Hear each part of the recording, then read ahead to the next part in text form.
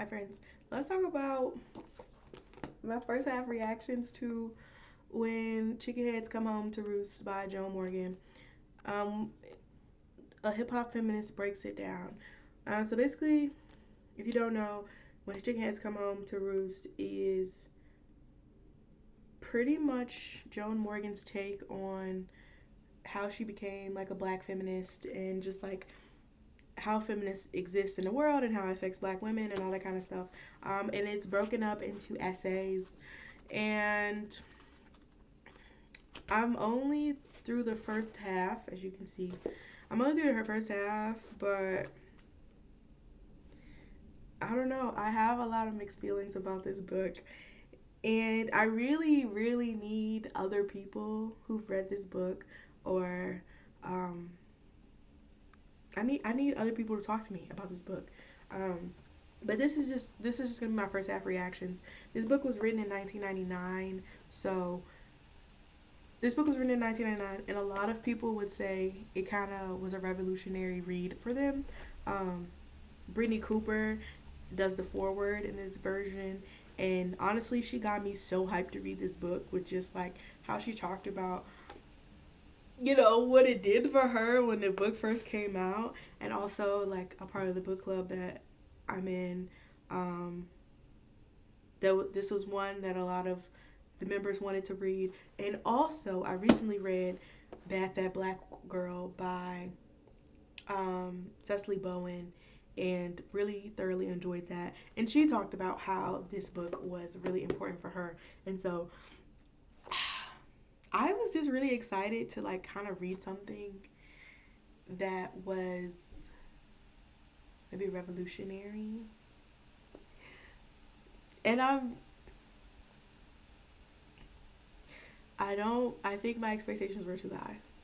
This book again was written in 1999, so the culture I think was a lot different than it is now. Um, Especially in the way that I don't think it's very popular. And honestly, I think this what she's saying in this book might resonate more with a person who is being introduced to feminism or who is not kind of who doesn't have like the history or the knowledge of done their own like deep dive into feminism or even took the time to like kind of think through some of the contradictions. I think this book, at least so far, um, I could understand in that context why this book would be revolutionary. And I don't want to say that to say that you should not read this book, because again, I think you should. And like, I really enjoy like reading books and people, being able to like share their thoughts and feelings and like talk about things that they didn't like or whatever. Um, but yeah, so I'm gonna just try to quickly go through some of the maybe pros and cons of the book so far. I've read the first. Let's see. I think I've read the first one, two, three. Well, one, two, three, four, five, six. I've read the first six essays. Um, I read the first six essays. I think they're good essays, and for the most part, I think I've gotten a good bit of it. The first essay was called Intro Dress Up, and it was just essentially talking about um, how she came to feminism. And one of the things that I really enjoyed about this chapter is she says, and I quote, the first was to tell her truth and stop worrying about encompassing the entire spectrum of black female identity. And the second was to start with what she knew. And basically, the context behind that is she was just telling this black girl who was trying to audition, like who was writing a monologue to audition for like a play or something, of like that's how she should go forward. And I think as someone who's a content creator, like that's important for me because sometimes I think we, as black people, we're often looked at as a monolith, and we're not a monolith. My experience as a black woman is not going to be the same as a friend of mine's experience, and so um, I think that was a really good reminder for me to just be like, okay, you have your own experience that you can talk about, and that's just as important as anybody else's experience. And you don't have to um, shut your own truth down because it's not an an overall or universal truth rather. So yeah, the book kind of started off strong for me. The next chapter is called the F word, and the F word in this case is feminist. Um, in case you're like me and did not think that's where she was going. um, she started talking about she started talking about like intersectionality and like how like feminism came to her because of that, and just kind of um, working through the kind of feminism that she needed and how she needed it to represent her. And that's kind of how she got to black feminism. And I think I'm like, okay, that's cool. I get that. Respect it. Then we get to hip hop feminists. And this chapter is about um this chapter is just an extension of analyzing black feminism and just kind of talking about how like feminism has to explore the gray areas of things if we want it to be effective for a variety of people. um However, she started to lose me. This is where she started to lose me, and this is why I'm so conflicted, because there's a in a particular as she wraps up this chapter, she's talking about how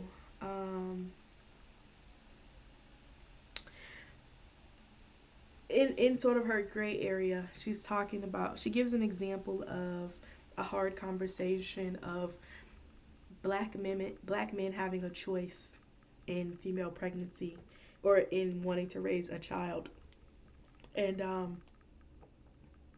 that was when I like my eyes started twitching a little bit because I was like, are we about to coddle a man? Are we gonna pretend like men aren't the sole reason that women can get pregnant?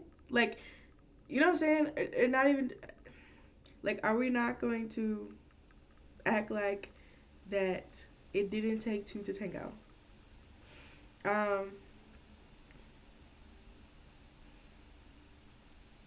and so she's kind of bringing that up to talk about how like we need a feminism to um, we need feminism as as a segue to take more responsibility for who we are as black women. And I was like, okay, whatever, all right, I'm following you. I'm gonna keep going. I'm gonna keep going.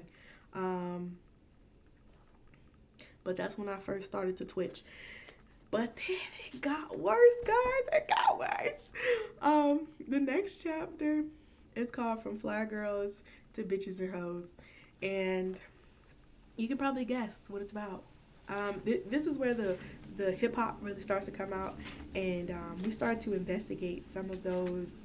Um, we start to investigate how women show up in hip hop music, and some of the language that men are using to talk about women and portray women. And she starts to get into this idea of women benefiting from some of the benefiting from certain aspects of patriarchy and or um, gender equality gender equality. Yeah, she talks about how like women start to benefit from that, and how because women benefit for those things, we need to be more cognizant.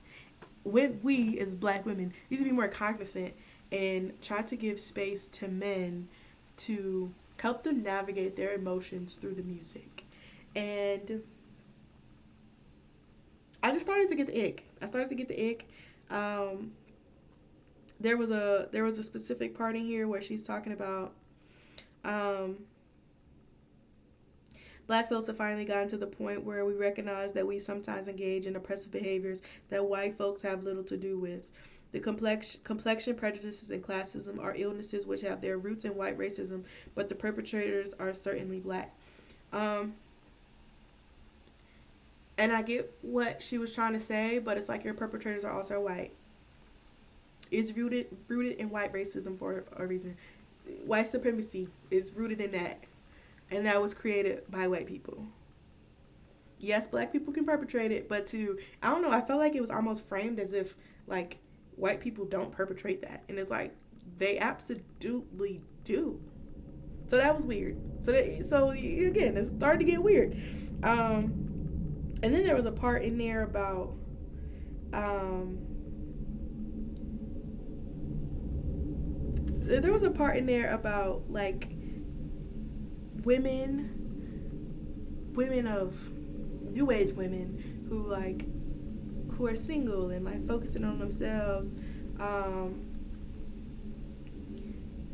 are are not actually we're gonna skip that part because whatever. It ultimately ended up with her saying again that we need to basically give space.